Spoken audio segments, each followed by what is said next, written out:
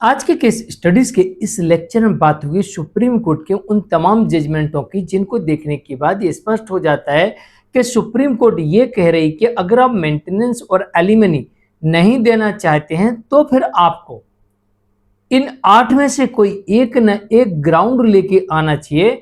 तो पहले ग्राउंड लेके आइए, फिर हम ऐसी पत्नी को एक भी पैसा नहीं देंगे, ना मेंटेनेंस का देंगे ना एलिमनी का देंगे। इन 8 में से कम एक ग्राउंड तो होना ही चाहिए।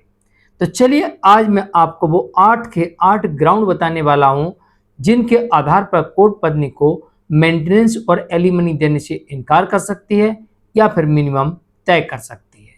जय जिनेंद्र, हम किस जैन। वीडियो को लाइक और शेयर कर दीजिए और इस तरह के जजमेंट्स का पैकेज पाने के लिए जिसमें लगभग आपको 200 जजमेंट्स मिलते हैं किसी जानकारी के लिए दिए गए नंबर पर आप हमें संपर्क कर सकते हैं। चलिए शुरुआत करते हैं।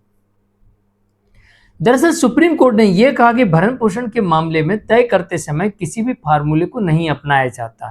पहले से तय कोई ऐसा फार्मूला नहीं है कि जिसको देख के और इतने परसेंटेज मेंटेनेंस या एलिमनी तय कर दी जाए। सुप्रीम कोर्ट ये भी कह रही है कि कोर्ट में हम पहले तथ्यों को देखते हैं, परिस्थितियों को देखते हैं, ग्राउंड्स को देखते हैं और उनकी क्या परिस्थितियां उनके आधार पर बनती हैं, उसके आधार पर हम फैसला देते हैं। यानी कुल मिला के कोर्ट ये कह रही है कि परिस्थितियों के आधार पर, तो क्या क्या परिस्थितियां हो सकती हैं उनको देखने के बाद ही कोर्ट मेंटेनेंस तय करेगी। तो परिस्थिति नंबर 1, पहला ग्राउंड क्या हो सकता है जिससे मेंटेनेंस और एलिमनी से बच सकते हैं, जहां पर पति और पत्नी का आचरण, यहां पर पति और पत्नी का आचरण देखा जाएगा कि भाई पत्नी साबित कर रही पति का आचरण, पति साबित कर रहा पत्नी का आचरण, किसका आचरण खराब है। आचरण से मतलब यह है कि अवैध संबंध यानी अडल्ट्री, या फिर साथ जानबूझकर नहीं रहना, या अभद्रता करना, या क्रूरता करना, अपमान करना, ब्लैकमेल करना। इस आचरण से मतलब यह है कि आपका नेचर कैसा है। तो पत्नी पति का बताएगी, पति पत्नी का बताएगा। तो भाई साहब आपको इसके सबूत और गवाह लेके जाना है। अगर पति यहां पर पत्नी की अडल्ट्री के सबूत लेके जाता है, क्रूरल्टी के सबूत लेके जाता है, परित्याग करने का सबूत लेके जाता है, तो कोर्ट ऐसी पत्नी को एलिमनी और मेंटेनेंस देने से इनकार कर सकती है। दूसरा नंबर, कोर्ट यहां पर यह भी कह रही है कि विवाह की अवधि पर विचार किया जाएगा। मतलब यह देखा जाएगा कि आपकी शादी किस उम्र में हुई है और कितने दिन तक पति पत्नी साथ रहे, इस पर विचार किया जाएगा। इसलिए मैं अक्सर कहता हूं कि जब भी आपके केस में विवाद उत्पन्न होता है तत्काल इस केस को यहीं पर सॉर्ट आउट करने का प्रयास करें, और अगर ये विवाद यहाँ पर सॉर्ट आउट नहीं होता है तो म्यूचुअल डिवोर्स की तरफ जाए। फिर भी बात ना बने तो सीधे कोर्ट में केस फाइल करें, यानी लीगल एक्शन लें, ताकि ये देखने को स्पष्ट हो जाए कोर्ट को कि आपकी विवाह किस उम्र में हुआ, कितने दिन टिका, कब से विवाद उत्पन्न है और किसी ने किसका परित्याग किया है और किसका कैसा आचरण है। ये 2 ग्राउंड हो गए।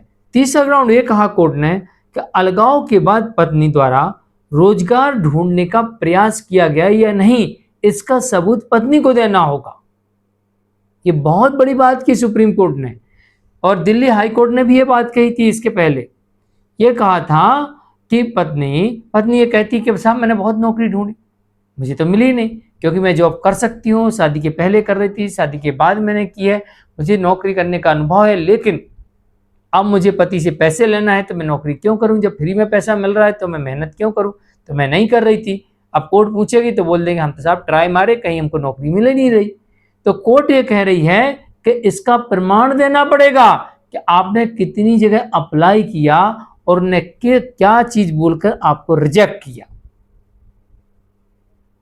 तो अगर आपके केस में पत्नी ये कहती है कि हमें जॉब नहीं मिल रही, हम बेरोजगार हैं, तो आपको पूछना है आपने कितनी जगह अप्लाई किया, प्रमाण दिखाइए।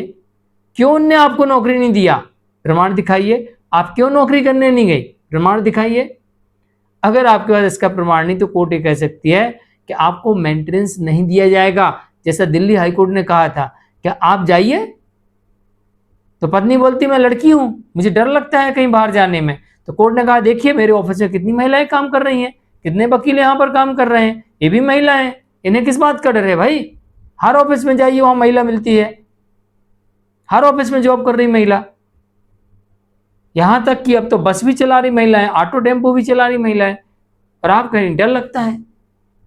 बोले बहाना नहीं चलेगा, आप ढूंढिए जॉब, आपको मेंटेनेंस नहीं दिया जाएगा। नंबर 4, चौथा ग्राउंड ये कहा कोर्ट ने कि इन केसेस में यह भी देखा जाएगा कि बच्चे किसके पास है और उनका लालन पालन हो रहा कि नहीं हो रहा। नहीं तब मेंटेनेंस से पैसे भी ले लो और बच्चों को खिला पिलाओ भी मत, पढ़ाओ लिखाओ भी मत, कोई ध्यान मत दो, ऐसा भी नहीं चलेगा। अगर बच्चों के नाम पे पैसे ले रहे तो उनका लालन पालन भरण पोषण उनकी पूरी संपूर्ण गारंटी देना पड़ेगा।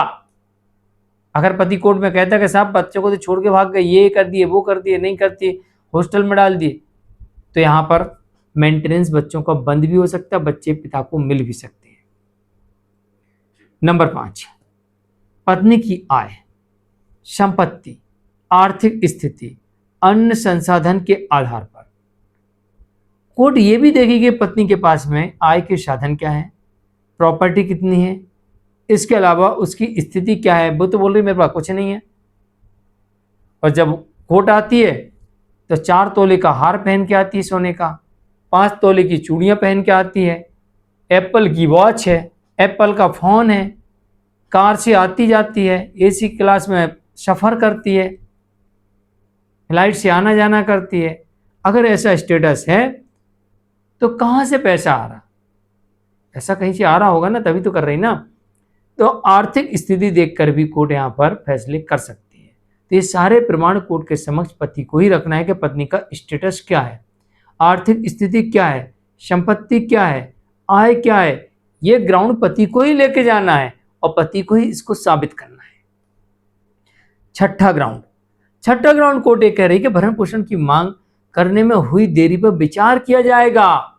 अगर पत्नी 4-5 साल मेंटेनेंस लेने नहीं आई और अचानक से पहुंच गई, तो भाई 4-5 साल से आप क्यों नहीं आए। कोर्ट इस पर सवाल भी करेगी, भाई आपके पास पहले भरण पोषण के साधन थे इसलिए तुमने नहीं मांगा, अब क्यों छोड़ दिया आपने जॉब, क्यों बिजनेस बंद कर दिया, बताइए, सवाल खड़े हो सकते हैं।